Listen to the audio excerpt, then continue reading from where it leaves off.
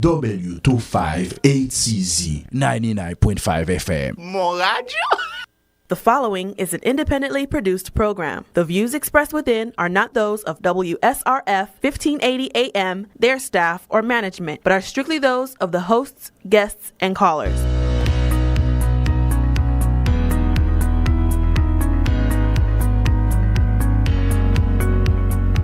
Bonsoir tout le monde. Bienvenue pour un nouveau numéro KIJWSRF. M'a rappelé nous sur 1580 AM, 49.5 FM. N'a suivi KIJWSRF show avec Francesca Marcelin. M'a rappelé nous but émission ça c'est pour mettre en valeur Haitian-Americans qui vivent dans South Florida pour promouvoir business, travail positif à faire pour communauté en façon pour mettre tout service que gain à disponibilité de population. Récemment, nous avons une mauvaise nouvelle dans la communauté. C'était c'est vice-mayor Nancy Métayer qui était avec nous dimanche dernier, qui perdu la ville dans des circonstances vraiment tragiques. Staff moyen, dans nos radios et dans nos personnels moins. Dans nos radios Wsrf 1580 19.5 FM, nous avons présenté condoléances nous à la famille Métayer.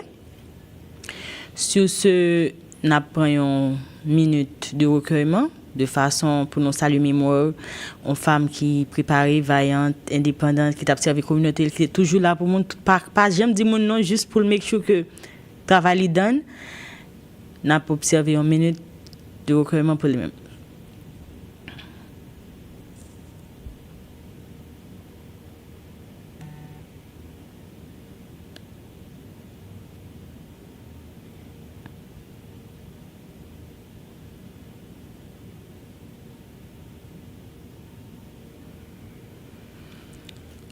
OK, merci d'être que nous t'ai fait part de ça, nous t'ai accepté rester toujours branché émission.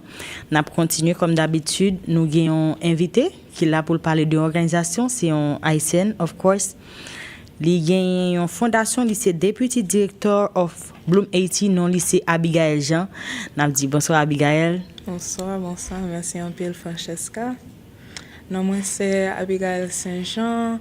Moun connaît les moi Abby m'a parlé English aujourd'hui je dis ça but I'm the deputy director of Bloom Haiti and the founder of Kafu Collective. M'te fait Haiti, m'te fait Kafu, m'te grandi Haiti et puis m'te venu actually right across the street. I used to live in North Miami Beach, so I'm very happy to be here. I work in philanthropy, m'fais tout bagay philanthropie, m'fais bagay communauté, so I'm très content que moi là avec.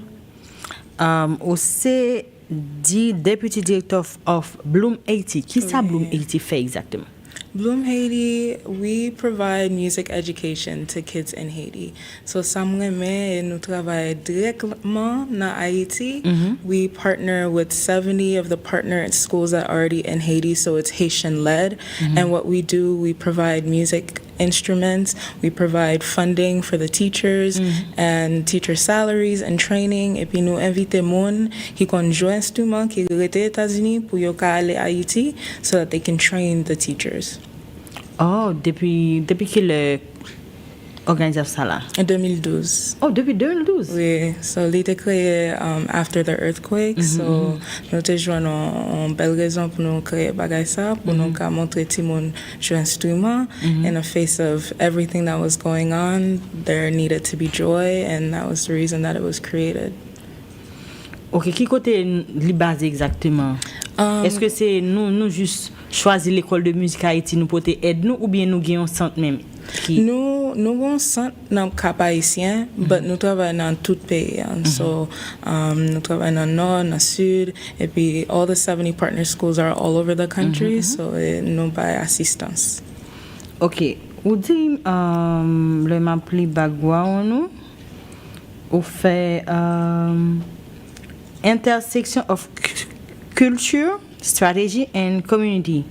Ça veut dire exactement. That's a good question. Culture and strategy ties directly into my work. Culture, I bring that into everything that I do because a lot of the work that I do is community-based. In order to do community work, you have to understand the culture of the community that you're serving. So, c'est très important parce que là, on fait travail ça, faut connaître qui ça au café, faut connaître comment on va parler avec mon yo, pour I always say appeal to their heart so that you can understand who they are so you can better serve them. So it's ça qui est très important and that's why I think they work very well together. Ok, Anthony, sur Bloom Haiti, depuis 2012, est-ce que nous pas jamais rencontré des difficultés parce que qu'on une situation pays d'Haïti, toujours gain up and down, toujours gain problème non pour yo, qui j'en nous fait pour nous send aide ça yo parce qu'on dit vous pouvez voir instrument, l'argent et même training game qui sorti ici à Haïti à train professeur, right? Oui. Oh, expliquez qui est-ce que ça pas difficile pour ou bien est-ce que pas difficile style kounya? Oui, so première fois the founder created it. Her name is Jeanette Anthony. So she founded the organization and she's the executive director and I joined last year in 2025. So she has had the experience of really cultivating a lot of the relationships directly in Haiti. She's been going to Haiti for 30 years. So li fait ça et puis li ouais Jean Bagalateye and she also was a musical professor at Lawrence University, so she has a wide network of people that she can speak with and that have been willing to go back to Haiti to teach. So we're very fortunate for that. Okay, from here, est-ce que bien nous avons l'autre organisation qui aide nous pour nous accomplir mission ça en Haïti? Oui, nous. Ou bien nous faisons avec fonds propres, fonds pas nous? Nous jouons un peu l'organisation qui aide nous. But a lot of the ways that we get the support is from individual donors and from foundations. But we partner with different individuals who play in a musical ensemble qui veut à Haïti pour yo montrer témoigner jouer violon et puis ça nous qu'on fait. Seulement Violon, trumpet, tout bagaille. So we're trying to expand on the number of instruments that we have parce que you know li un peu l'argent pour acheter un cello or tout bagaille ça. So yeah, nous qu'on monter tout instrument. OK. Essayez raconter nous une anecdote de organisation avec connexion en Haïti. Une histoire, une story ou bien bail qui marque. La première fois, je travaille dans l'autre organisation et puis je joined Bloom Haiti parce que moi-même, I went to school at Fulford and je jouais violon, you know, so ça l'était manqué, l'était femme qui m'a moyen aujourd'hui, so première fois là m'étais avec Bloom, on était très content parce que I understand the impact of music education. It changes your brain, it change how you see the world. So je pense que c'est très important. Et puis travail m't'a fait un pile, là m't'a fait venir, m't'a vu un pile photo de Timon, petite fille qui joue violon. Et puis quelques fois on pas qu'on joindre un pile photo de Timon Haïti, petite fille qui joue instrument et puis on petit film t'ai là m't'a 9 ans m't'a joué violon. So ça c'est très important and I'm trying to work on highlighting the effect of women and girls who are leaders in the music space in Haiti because I think that's very important. Okay, let's talk about your work like building infrastructure formation job in organization. Game qui parle d'un job normal ou bien un real job. Expliquez ou bien essayer dit que genre job ça mine pour. Yeah. So again, I grew up here and I grew up seeing a lot of community leaders like Marcelin and everyone else like that. So I tried to find a way to do the work that I loved and to serve the community that I do. So everything, no matter what I do, I want to serve Haiti in whatever capacity. So that's why I'm here. I'm serving Haiti. I'm serving my home country. And nonprofit work, it's not often seen as a real job. It's a real job. It's a difficult job because you're working with limited resources, par exemple l'argent, and you have to connect to the heart of the people. So you have to build the infrastructure for générer l'argent, for parler avec moun, en pile travailler. But I love doing what I do, and I think it's very important for the community that we're serving. Est-ce que you usually for fundraising pour Bloom Haiti? Ou bien ou fait ou bien nous qu'on fait ou bien pas qu'on fait. Oui, nous faisons un peu de fundraising. That's how we generate our operations. That's how we provide the money, and that's how we buy the instruments so that we can send them, and we generate partnerships. So we do that by connecting with individuals. We do that by connecting with different organizations that see the importance of the work that we're doing, see the importance of serving the young Haitians that are directly in Haiti, because I think about 65% of the population in Haiti is under 25 right now. So we're serving majority of the Haitian population right now. So I think that's very important. Est-ce que vous avez intention d'ouvrir l'autre organisation qui pas rapport à la musique, parce que on dit musique important, oui, un peu le monde retrouve là-dedans. Et si tu as besoin de peut-être aide autre que musique, est-ce que vous avez un projet pour faire l'autre bagaille? Je me dis musique pas intéressé, mais en Haïti dans pays grand coup de misère, ça me parle jouer là, il pas vu dans tête moi, est-ce que vous pensez peut-être type d'organisation ça pas game pas trop intéressé avec ou bien ouais moun intéressé avec malgré toute misère qui est en Haïti. Oui, moi je comprends ça parce que des fois je connais nous il y a pas jouer importance dans jouer instrument, but des fois m'a dit m'a bon exemple grand monde qui serve on our board non les séries de l'Espérance, and he's a board member et puis il était grandi à Haïti, il était chanter, and Ricardo, he's not a musician, he's a lawyer right now in Chicago at a top law firm, but the way that he was able to do that is he grew up in Haiti, and through being a singer and singing in a choir, he was able to get scholarships and to come here and to study and become a lawyer. So I don't think that we should only see music as lesser than. I think we should see it as an opportunity for growth, an opportunity for us to do what we can do to serve our community. And it provides joy, and I think joy is important. Parce que des fois, n'a toujours bagay na Haiti, it's always sadness, it's always a savior complex. And one of the things that I try to focus on is the joy in this work, and I think that's very important. Okay, that's good. Yes, you're right. And pour là, est-ce que nous avons un bureau? On dit on t'a dit OK, me plaît passer dans bureau à m'gon guitare. Par exemple, on t'a dit m'gon guitare là quand moi, m'observer avec ou bien piano que t'ai acheté, m'ta aimé faire don à Blum Haiti, par exemple, nous baser là et puis nous vrai bagay Haiti, right? Oui. Est-ce que nous avons espace pour recevoir quelques dons? Nous pas un espace, but moi là, moi Miami.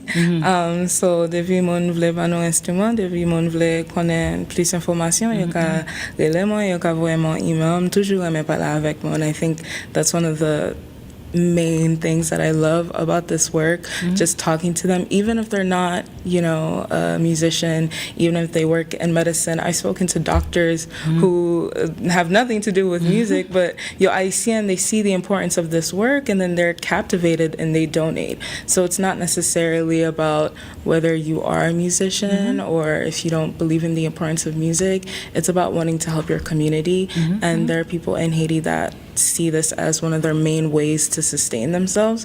So whatever you want to do, I'm happy to talk to you. OK, so qui email et numéro de téléphone de Kijan? Oui, email moi c'est abby@bloomhaiti.org et puis numéro de téléphone moi est 786 451 0341. OK, OK, balil pour nous encore please. 786 451 0341 et puis email moi c'est abygaelle@bloomhaiti.org.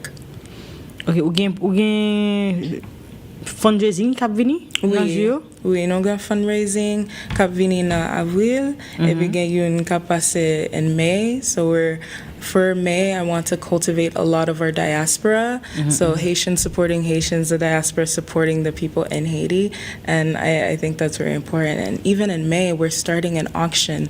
There's an up-and-coming artist. His name is Michael Semexan. And he decided to donate a painting of Bwakaima.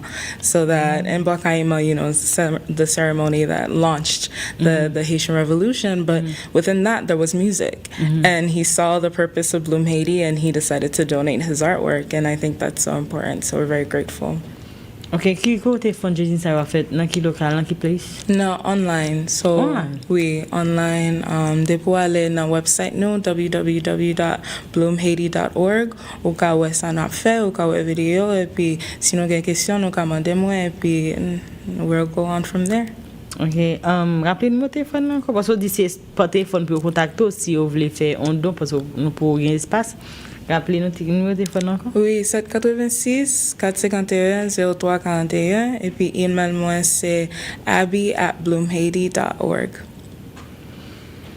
Ok, let's say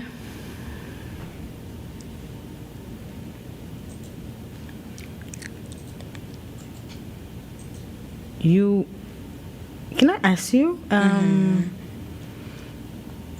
quelle stratégie nous utiliser pour nous baisse de nous-mêmes dans l'organisation ça?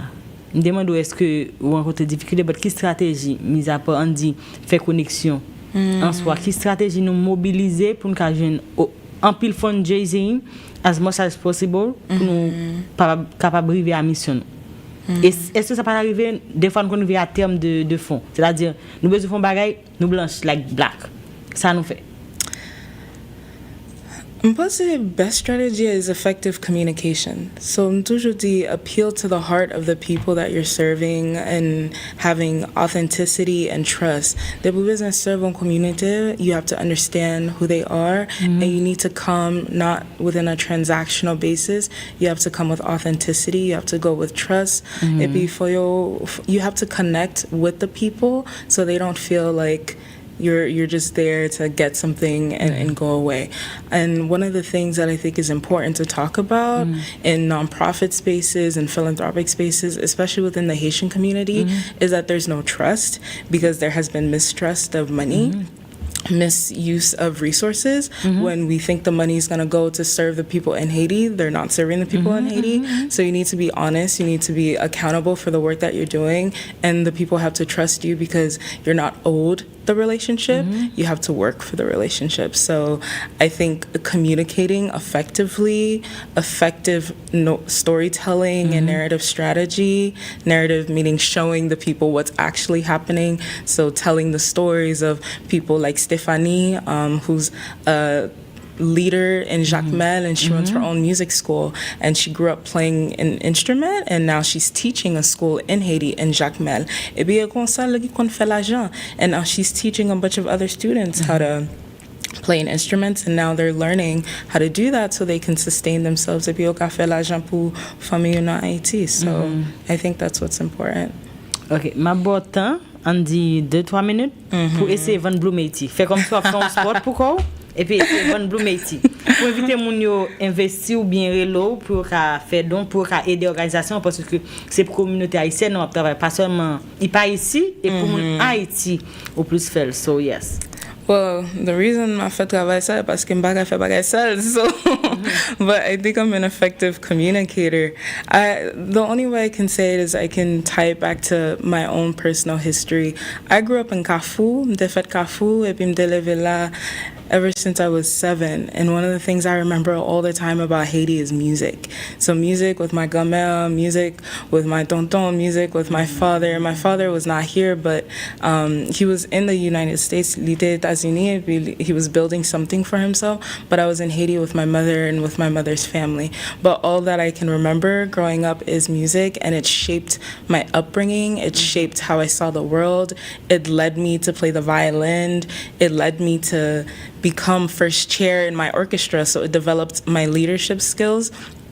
And I see that importance in Haiti. So doing the same thing, we're building leaders using music education. That is what Bloom Haiti stands for, building leaders using music education.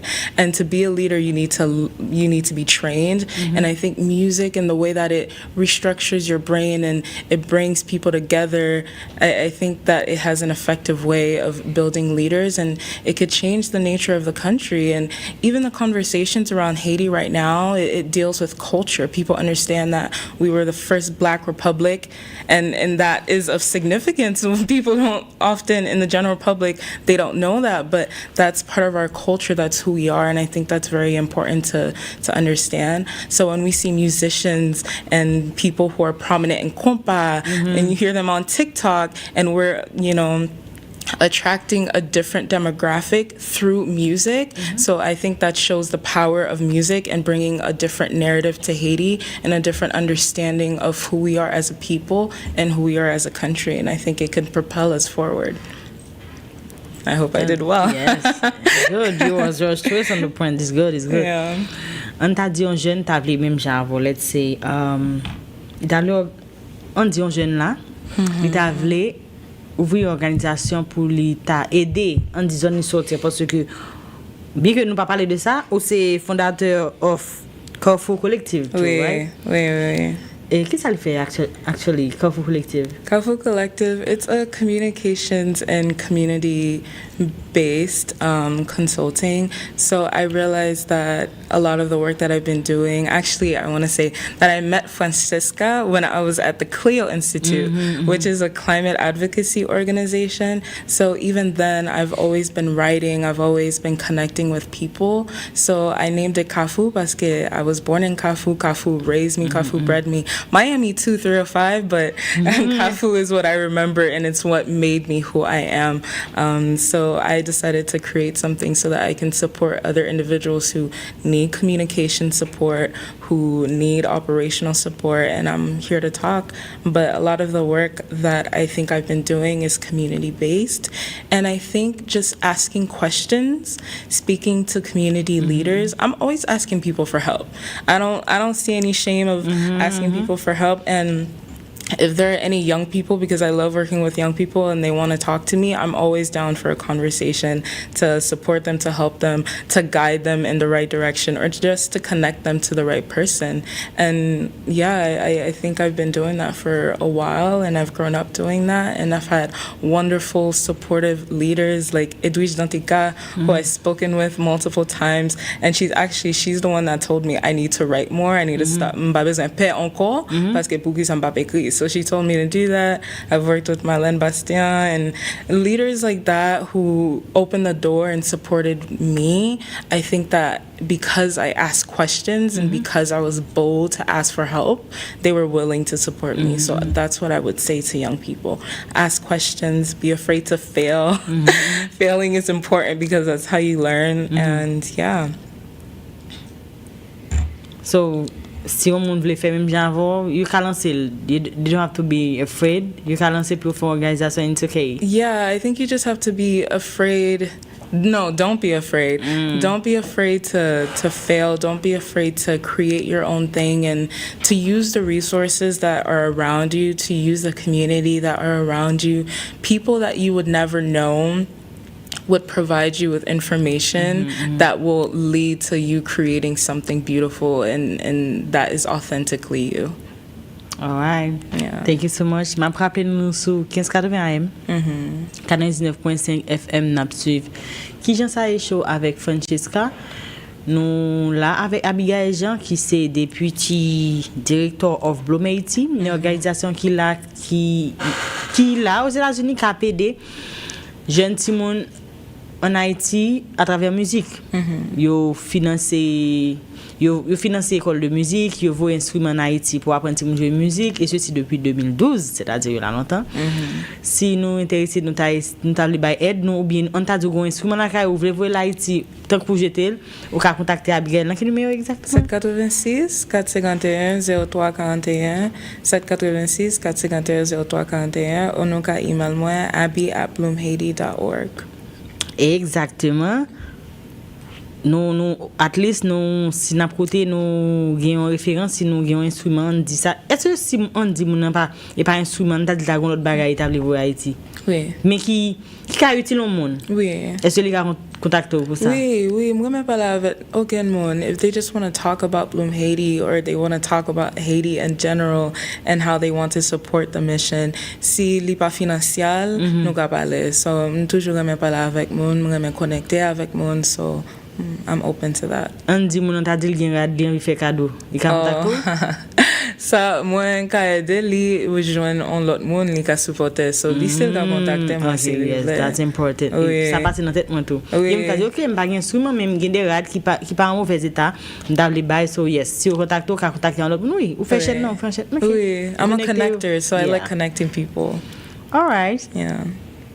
N'a dit Abygaelle merci d'être venu il était à cette invitation il était venu parler nous de organisation ça vraiment pas de connaître qui existait et n'a quitté le dit last word You want to say something else before we leave? Well, yeah, I want to say thank you to Francesca. I'm happy to be here. I'm happy to see the other people here in the team.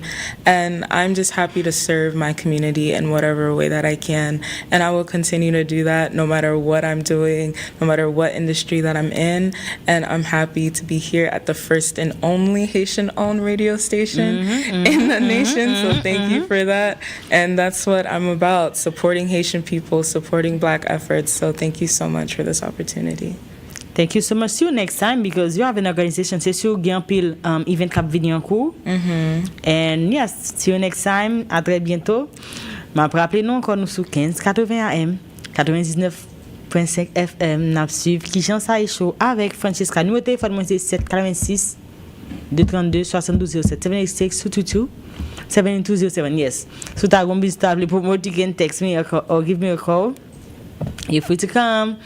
À la prochaine, see you Tuesday morning à pareille heure.